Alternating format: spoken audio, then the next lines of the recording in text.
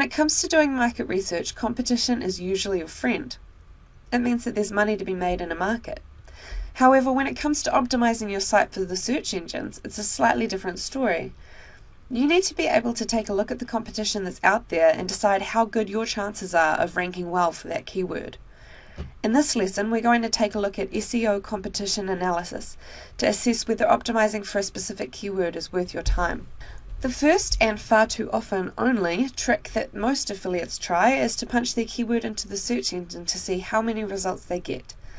Unfortunately, when many receive their results back, they get discouraged, ditch that keyword, and look for easier pickings. However, it may come as a surprise to you that this figure doesn't mean a whole lot, and you should take it with a grain of salt. The number of search results is an estimated figure, and not all those 12 million listings actually appear in the search results. Furthermore, most of these sites won't have done any search engine optimization, so it's pretty easy to beat them. Instead, use this figure more as an indicator of whether there's any activity in the market. If it's super low, say under 1 million, it might indicate a lack of interest in that particular word. Try whacking it into your keyword search volume tool to see how many people are searching on it and see if it confirms this theory. The next two steps try to identify how well search engine optimized the competition is. Is it a fluke that they're ranking well, or have they designed their sites this way? One of the key on-page SEO factors is your title text. This is the text that appears between title tags in your HTML at the top of the page in your browser, and it's the clickable text that appears with your search engine listing. If a page has a keyword in their title tag, it usually means they're pretty focused on this keyword and have probably got a bit of SEO going on. If you enter allintitle, and then your keyword in quotation marks into Google, it will tell you how many sites have your keywords in the title tag. A lower figure is obviously better. Anything up to 5,000 means you could be in there pretty easily, but don't discount keywords just because you get more than 5,000 results in this test. As you'll soon see, there are still more factors to consider.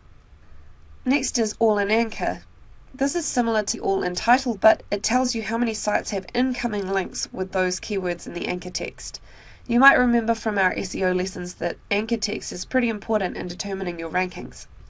If there are lots of sites with your keyword in their anchor text, it makes it harder to rank well yourself. Ideally, you want to see a low number here, but what constitutes low depends on the topic and the market. You may need to dig around for a while to get a feeling for what low is.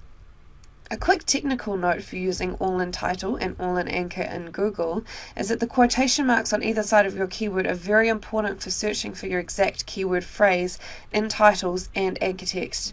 Without the speech marks, the search results could have words in any order. For example, when searching allintitle, quote, cooking how to, quote, the results show titles with those exact words in that exact order. If there are no quote marks, the phrase could be broken up or in the wrong order. For example, allintitle, cooking how to has results where how to and cooking are separate and in reverse order. Also, the all in part of allintitle or allinanchor is very literal. You can search for in title or in anchor, but there's no guarantee all of the words will come up in the search. You only want to do this if you're looking for a range of individual words as opposed to a particular phrase. For example, when searching for in title, paleo diet meat, the first two options are missing the word meat from the title, while the third option has the word meat but lacks the word diet. PR or PageRank is a reflection of the strength of the site's backlinks.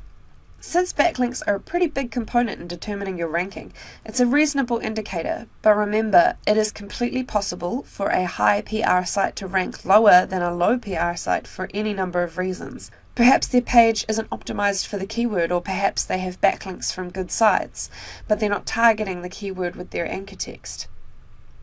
Use Traffic Travis to analyze the backlinks to a particular site. If there are thousands of backlinks, with many coming from PR5 plus sites or .edu sites, then it makes it harder. If they're all using your keyword in their anchor text, then it's harder again. If all the sites on the first page of Google are PR6 plus with lots of good backlinks, you may have a pretty tough time ranking well for this keyword.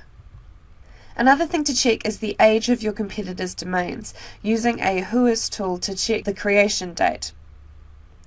Older domains tend to do better in the search engines than newer ones, so conversely, if most of your competitors have fairly new domains, they may be easier to beat.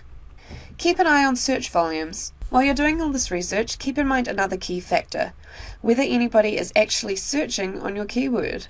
Usually it's the case that the competition will heat up when there are lots of people searching on that keyword, but it's not always equally balanced. Work out whether the number of visitors you'll receive from a good ranking is really worth the effort involved in getting that ranking. Some keywords have just too much competition and not enough traffic to justify the big effort. Another important consideration when choosing a keyword is whether there's actually any money in the market.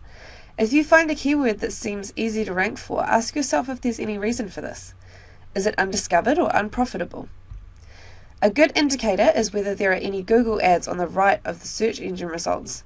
If people are paying to get traffic to their sites, then there must be some money to be made. When checking this, be sure to account for Google's regional variations.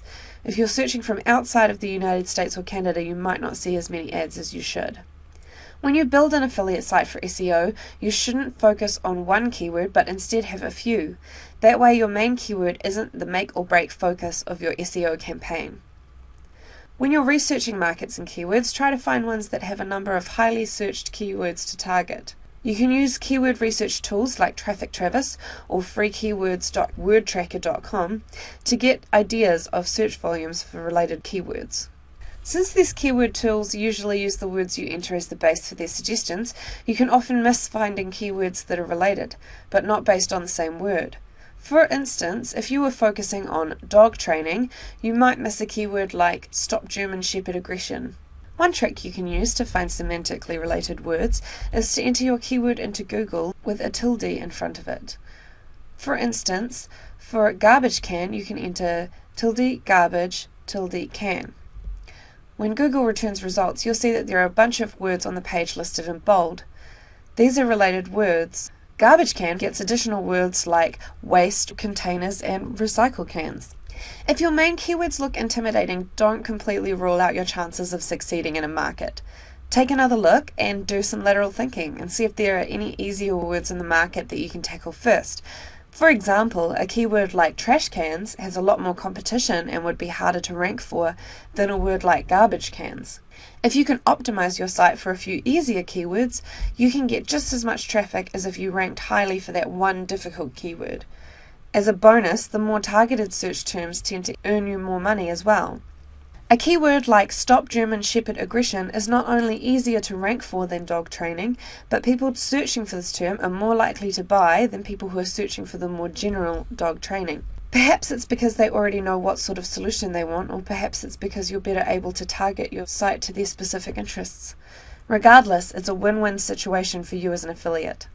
So, to sum up, don't just whack your keyword in a search engine only to be discouraged by the results. Instead, you can try some of the following methods to determine if a keyword is worth your time and effort. Allintitle.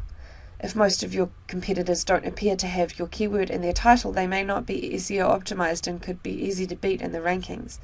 Allinanchor. If your competitors' backlinks are missing your keyword, they may not be ranking as well as they should be. Check PageRank. If too many competitors have a PageRank 6+, they may be quite difficult to beat and you should focus on a different keyword. Examine domain age. Use a WHOIS tool or similar to see just how old ranking domains are. Check search volumes. Don't forget, if a keyword seems too easy to rank for, it may be because no one is searching for it. Research more than just your main keyword. Don't let your main keyword be the make or break of your SEO campaign. Find similar keywords. You may find targeting similar keywords is easier than your main keyword while returning the same results. Check some targeted keywords. Using more specific or created targeting can not only improve your rankings, but even improve your conversions, since you can target customers who already know what they're looking for. Thanks for listening, and I'll catch you next time.